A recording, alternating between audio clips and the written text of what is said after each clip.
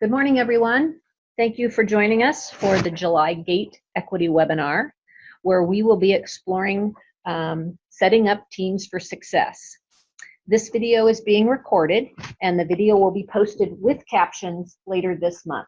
The PowerPoint and handouts for today's webinar are currently posted under today's date in the archive section GATE Equity webinar page on OSPI's website if you want to follow along. Also, we'd like to ask that you direct your questions if you want to ask something to the Q&A box, not the chat box, as Tony mentioned at the beginning. So today's topic for the webinar is setting up teams for success. This topic was chosen because building great teams is a strong leadership move and foundational to ensuring the success of all students. Empowering school leaders is a way to strengthen collaboration and make sure that no student is invisible. The way teams meet and talk about students is critical to implementing, monitoring, and evaluating student interventions. Team-initiated problem solving, or TIPS, is a model for team discussions that you can use with your team to keep the conversation focused on data that will make a difference for students.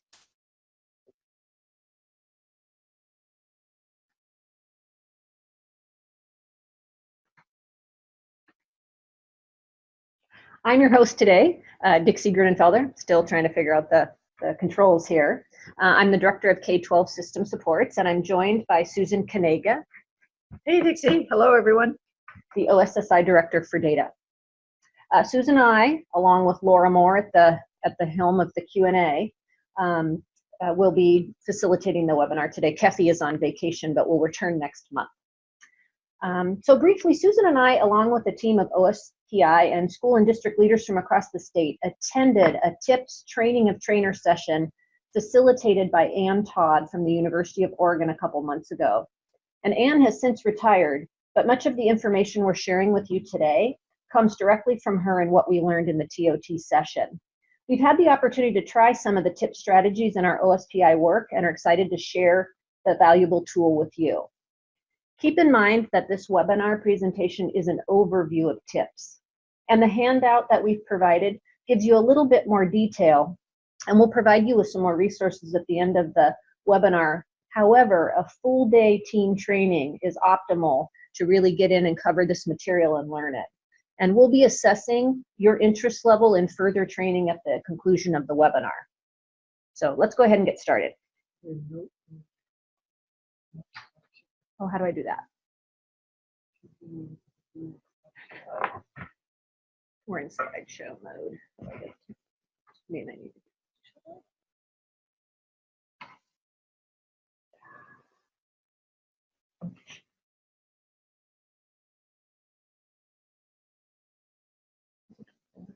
to. Sorry, everybody. We're switching to slideshow so you don't have to read my notes. What we've got to do is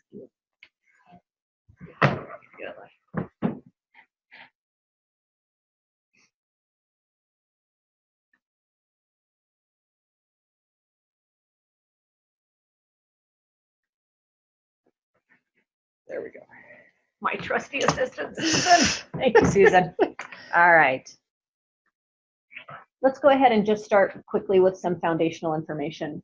Superintendent Reichdahl's K12 Vision has 3 phases, each lasting approximately 2 years, from small improvements to a full redesign of the K12 education system over the coming years.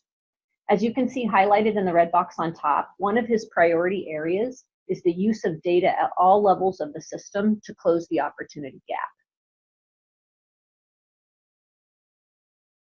OSPI's values are guiding our work to achieve that vision, including ensuring equity, collaboration and service, achieving excellence through continuous improvement, and focusing on the whole child.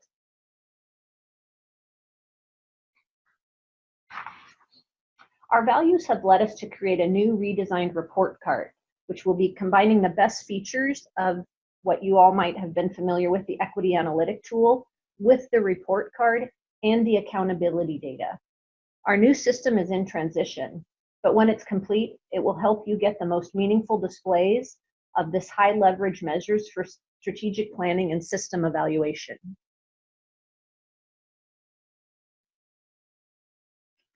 So on to our topic for today. Our goals for today are to get you familiar with the team-initiated problem-solving or TIPS model, and this includes effective meeting foundations, defining precise problems, and monitoring progress within a team structure. So those are the things that we'll be covering today. When we think about equity in education, the idea of database problem-solving rises to the top as a key strategy in that work. So quickly, what are we talking about? What is TIPS? TIPS is a problem-solving model that takes place in a team grounded with a set of foundational practices. Why should you consider implementing TIPS strategies? It's an important strategy because it helps teams focus on using data to zero in on the problem, implement a solution, and measure progress towards solving it. Teams that are trained are more likely to identify the issue and possible solutions, implement the solution, and positively impact student outcomes.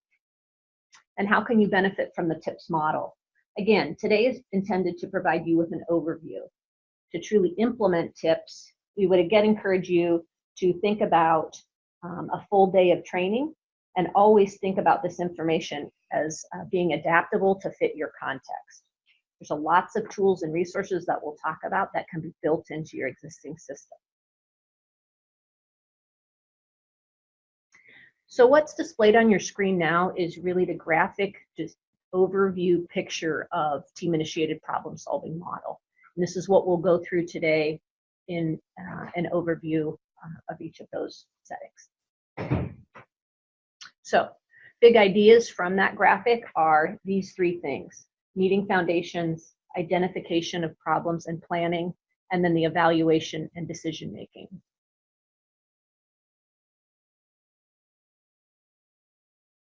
So I'm going to start with what we would hope.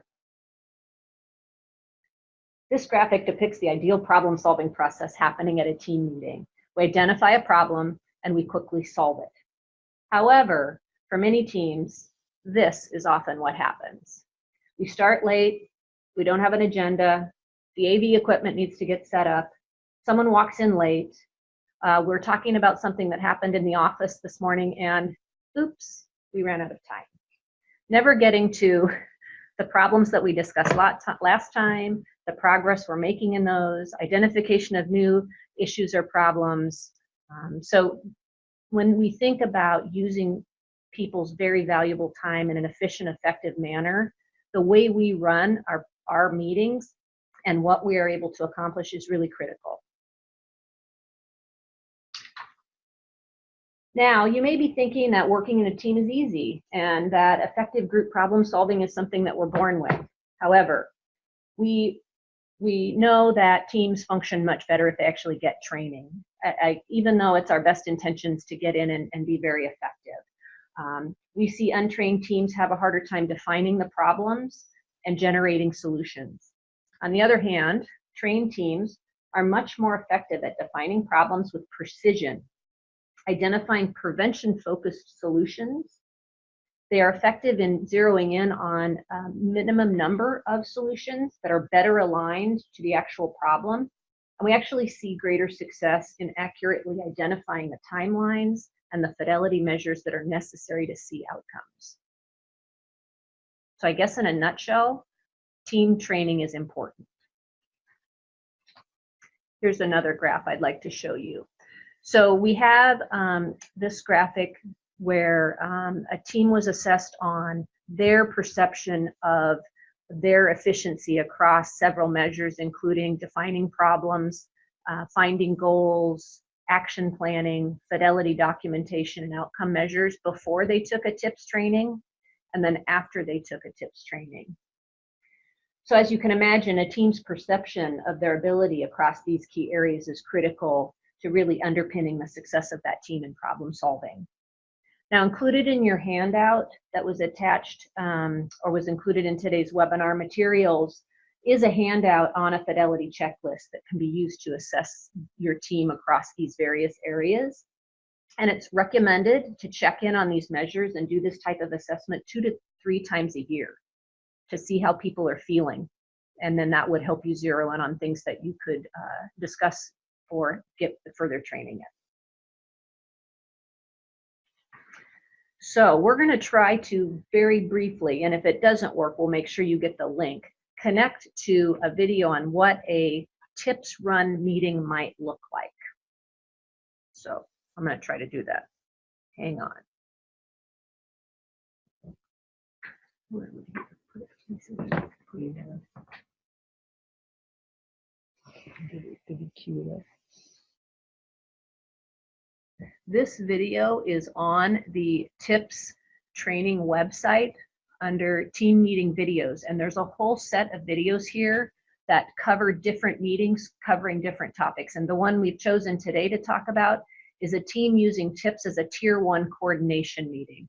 So I'm just going to play it for a minute or two, and then we'll go back to the presentation.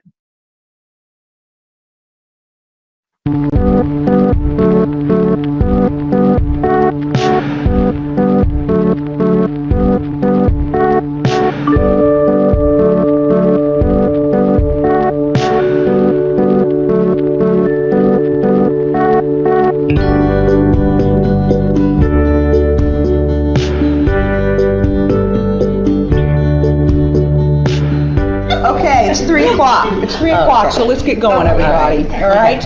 Thanks so much for being on time. You guys are just awesome with that. And today is really cool. The Parent Council has nominated Nad Sampson to be our parent rep. And so she's going to be joining us on the Tier 1 teams.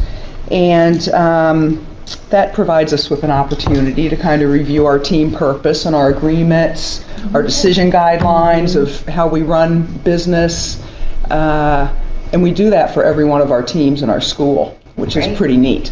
So Katie, how about you go over that with her? Sure. With us. So we try to keep everything posted so that we can refer back to it. We have our team agreements, respectful, relevance, and reality. We also have different roles on our team, and we make sure that each role has a primary and a backup, just in case. Let's see, we always start with the previous meeting minutes, and then as we meet, Erin revises and adjusts those, and the next day she'll send those out. We always make sure that within the first 5 minutes that we are looking at data to make sure that that drives the rest of our meeting minutes. We also occasionally need to take our agenda items and rearrange a little bit if Rhonda needs to step out or has a schedule change. Great, thanks. How's your schedule today? It's good. I should be able to attend the whole time. Okay. Yeah. Alrighty. Okay, so we are going to review our bus problem. We've had a bus issue with physical aggression that we've been working on as a school, NAD, so we'll catch you up on that and see how we've done. We also have defiance in classrooms that we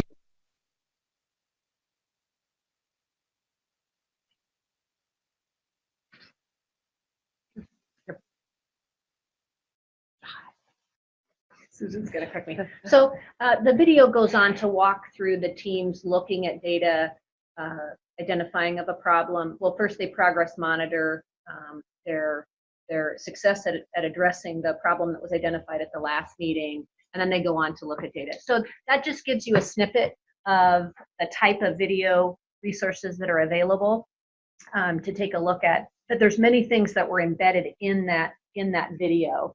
So what I want to say about that is, if you decide to use these clips in trainings for your teams, before showing the clip, you might want to prepare your team for what they'll see and ask them to look for specific things that are reinforced in your current meetings or maybe not happening in your meetings that you could use as a growth opportunity. There's a lot of things embedded, and some of the things I've touched on briefly prior to showing the video, and you're going to see a few more things now as we go through some more content.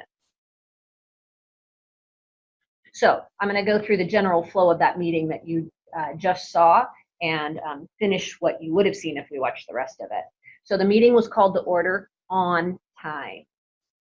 The agenda was distributed ahead of the meeting, and then it was reviewed at the beginning of the meeting. Problems that were previously identified are reviewed, and progress is assessed to determine if additional action is needed. New problems are brought to the team for consideration, Keep in mind that any discussion is centered around data. And I think Anne, who you saw as the facilitator in the coral colored jacket, really drew attention to that data piece almost immediately. And Susan will be talking about that later in the webinar. And then the meeting, if we had gotten to the end, concludes on time with any housekeeping, for example, review of action items and due dates, as well as a reminder of the next meeting date and time. And then they do a quick evaluation of the meeting. Was this a good use of time? Did we start on time? Did we end on time? Were materials sent out ahead of time? And they do a quick evaluation.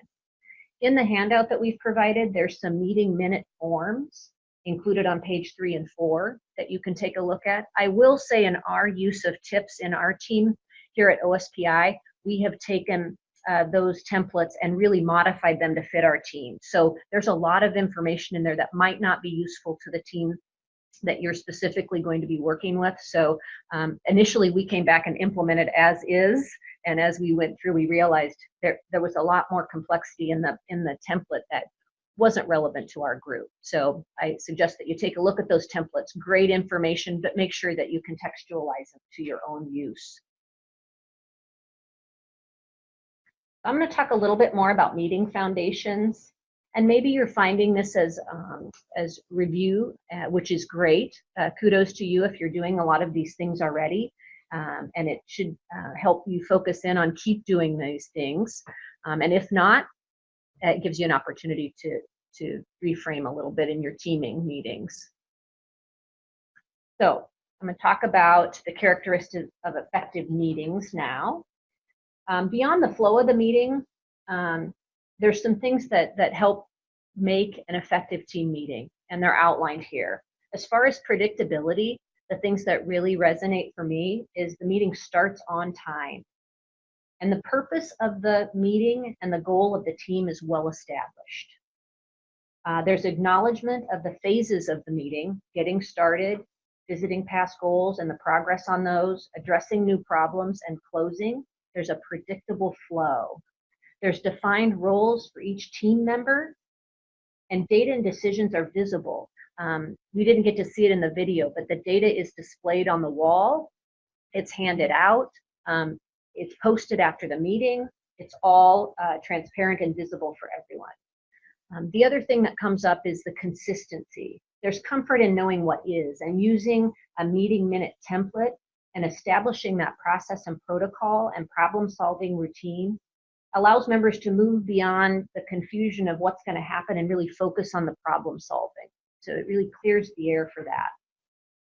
I think the meeting has to be positive and safe, and by establishing team agreements, it clarifies norms for existing members, but you saw as the parent in the video was a new person coming in. It's helpful when new members join the team to know the norms of the group.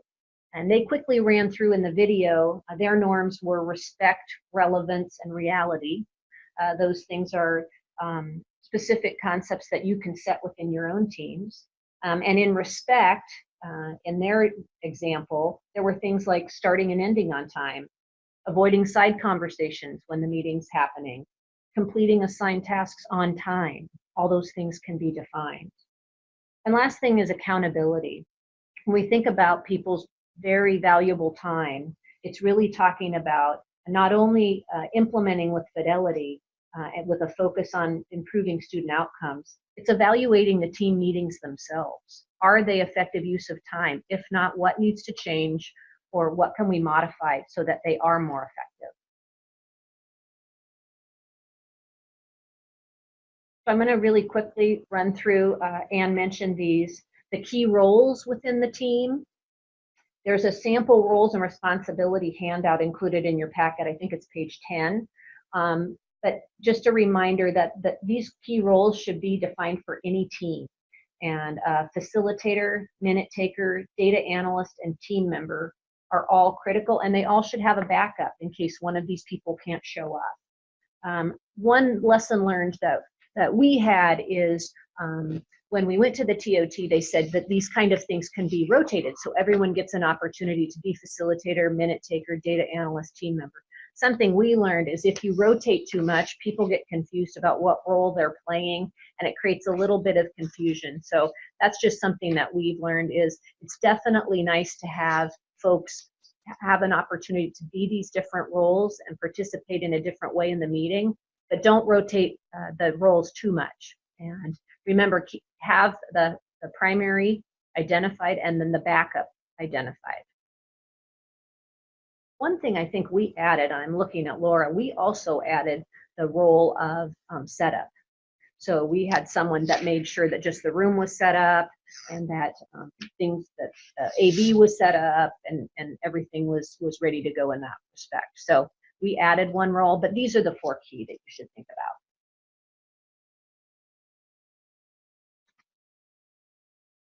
So before talking more about team purpose, let's do a quick summary of what we've covered so far. So we've clearly defined roles and responsibility of team members and the team agreements.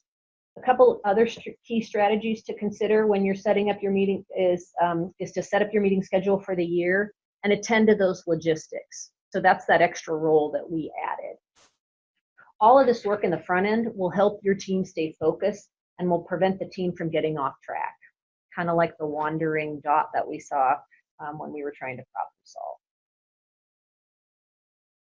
So I wanted to really quickly cover, when we talk about team purpose, a couple examples. One is a larger kind of systems level team, and then another student level team.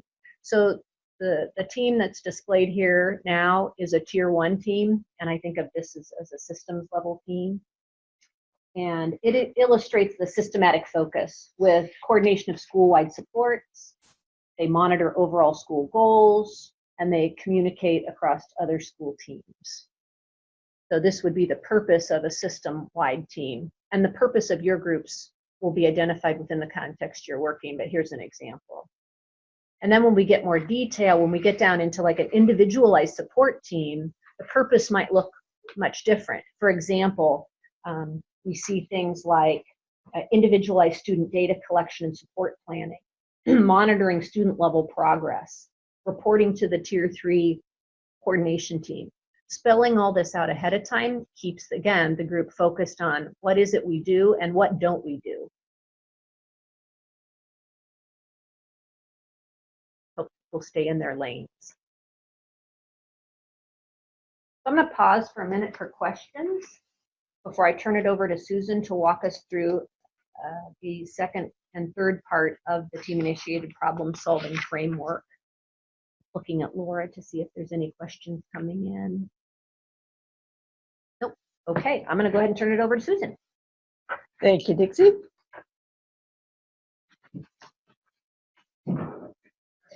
So as we begin the process, an important part is defining the problem and defining it with precision.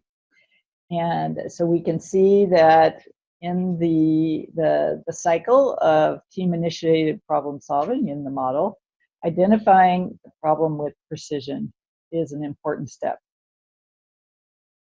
And what we want to do is look at the big picture, start with kind of the primary problem statements, and use data to refine that problem to a precise statement. So here's an example. Office discipline referrals for 3rd graders are above the national median for schools for our size. So this was an initial statement, and the goal is to become more precise so that we can plan some action statements that will really address improvement of the issue. So in this example, we see referrals for physical aggression among 3rd grade students from 11:30 to 12:30 in the cafeteria are increasing over time. It is believed that this is happening due to a lack of consistent teaching of cafeteria procedures.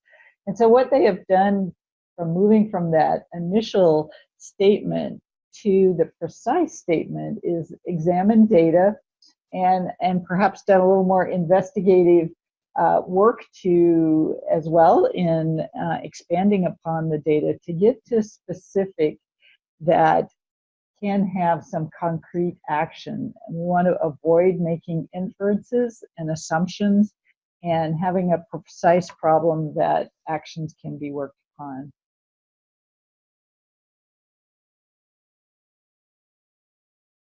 And so key elements are the who, the what, where, when, and why, and to be able to have that precision.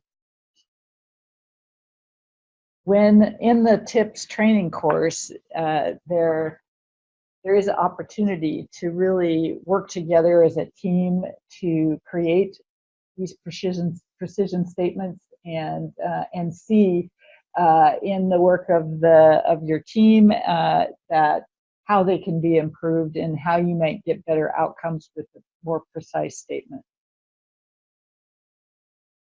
So once you have the problem statement, then there's the goal for what do you want the outcome to be. So identifying a goal for change. There's just some examples of the what's and the by when's. You know, for in an example of exercising 3 times a week during March, very specific, losing 15 pounds by June, decreasing time on social media 10 minutes a day by October 15th, saving $150 by Black Friday. So very specific what's and by when as a goal. And then what are you going to do to bring about the desired change? Identifying solutions and creating the implementation plan. So when we talk about identifying solutions and making sure that those solutions are a contextual fit, that they align with the outcomes that you are hoping for. So when we talk about matching solutions to the precision elements of your problem statement, is it feasible? Is there buy-in for this strategy? And that's something in looking at the composition of the teams. Perhaps buy-in is bigger than the team that is sitting in your TIPS, regular TIPS meeting. So identifying those players and getting the buy-in for the implementation strategy. Would you expect to see a change with the solution in place? So making sure that the solutions are aligned with the statement to get that outcome of improvement that you want.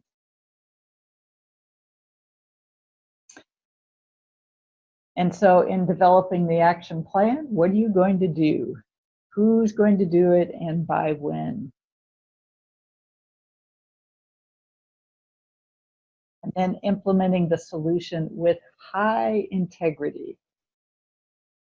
So when we talk about the fidelity of implementation, we want to look at how are we implementing the plan. And so we want to make sure that we do have good measures. So we see that we have the various metrics here. And an example of for school-wide, we're going to strive for 80% fidelity of implementation. And looking at the timing of measuring how often we are going to measure. In the case of a safety issue, this is where contextually we want to make sure that that is at a higher level of implementation fidelity. Very important to make sure that all the steps are followed, and make it easy to gather and to start simple. So basically measuring the degree of how you are implementing your solutions and whether that action was implemented as expected.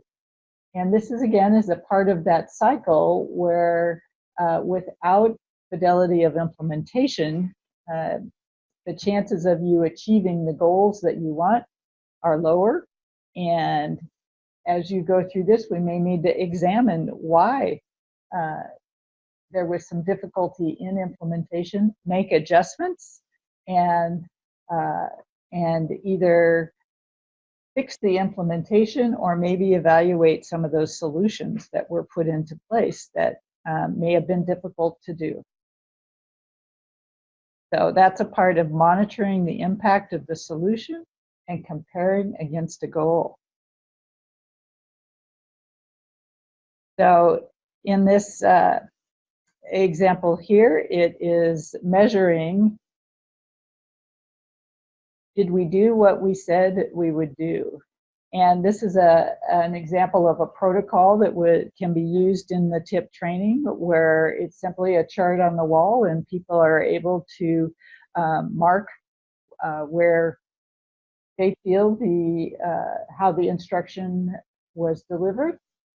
And you can see it that way. There are other ways to do this. And that's an interesting part of the training, is there are different protocols that can be used as a part of the evaluation. And so from this quick measure, we were able to see that 8 of the 10 third and fourth grade teachers, 83%, had a rating of 4 or above for this question.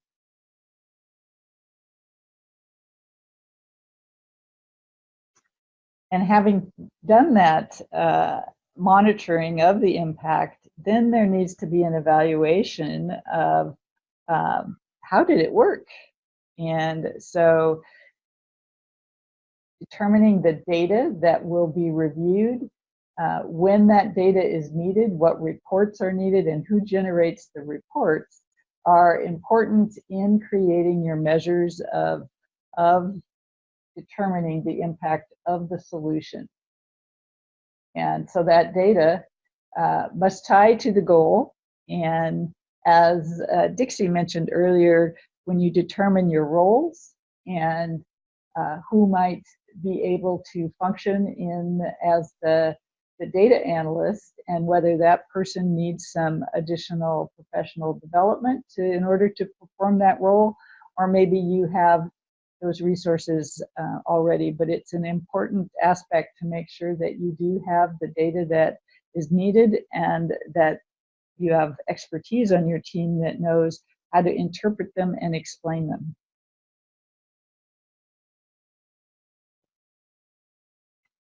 So Dixie is going to take us through the next steps here. Oh, actually, were there any questions, Laura, that came through? All righty. Okay, great.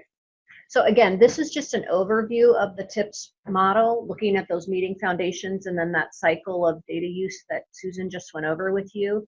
If you're interested in a full day training on these materials, we've created a survey gizmo to collect information about who might be interested in a training, where you're located, so we can assess where we might now go further in delivering this information.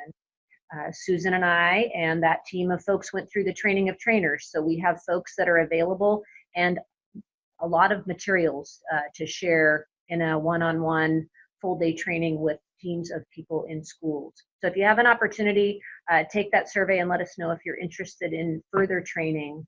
We didn't go too deep today because we went through some of the materials and thought, boy, we're going to get down into some pretty deep conversations and things that we think that would be more beneficial as a team through a team process. So hopefully by looking at this overview webinar, looking at the handout that was provided, maybe tapping over to some of the resources here, be it the TIPS website that has a great deal of resource and meeting videos that you can take a look at, in addition to the TIPS overview packet and some of those meeting minute templates. You'll be able to get some ideas to get you started in taking a look at what is currently happening within your teams, how you might improve the functions within your teams with some of these basic steps around clarifying purpose and creating those routines that make that team more able to focus on data and problem solving than just the day-to-day operation and the functioning.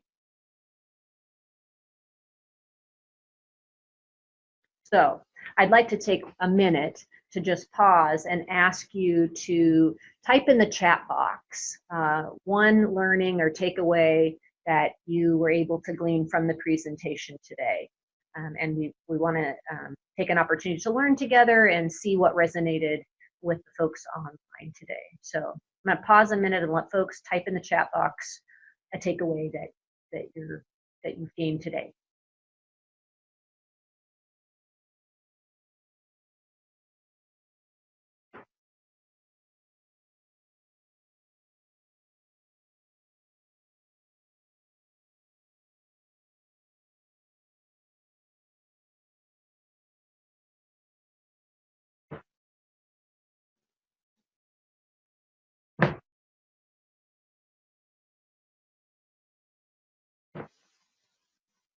While we're waiting for that, Dixie, I think a comment that you made early on about how the forms were modified for use in the department to fit the needs, and I think that is, as you in the audience look in the resources, I think that's an important aspect. There are some basic fundamentals that are necessary for, in order to achieve the outcomes you want through this process.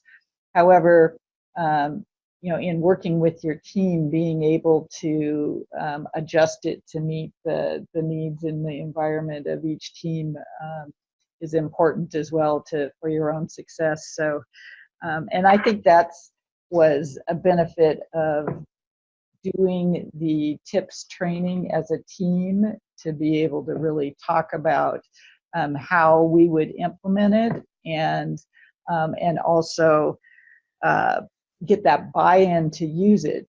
It can't be the inspiration of one person to think it's a great idea. It really does involve kind of the system accepting this as a new strategy that we're going to commit to and support. So just a little pitch there for. Yes. Absolutely. Laura. I had a couple of comments. One says, I like the intentionality towards it and the forefront in problem solving. I'm highly interested in equipping the tips that you shared our district team examples of well-facilitated needs that are centered on ED and intervention. And those are very helpful. Those are very helpful. And as I mentioned when I showed the video, one of the tips that Ann Todd gave us at the training of trainers was setting those video clips reviews up for success. And that's saying what you're going to see in the video, things to look for that are currently happening in our situation, things that are not happening, and then taking that opportunity after you watch the video to do group processing around that. And as a group decide what makes sense to incorporate into our team processes. Yes, definitely. Lots of resources. And I will say, going through this process and learning together created buy-in for us.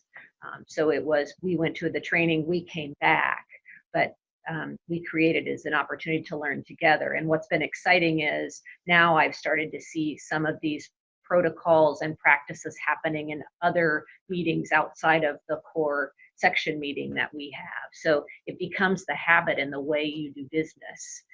It's the expectation that people have that these things happen, because people like to go to meetings where things get done.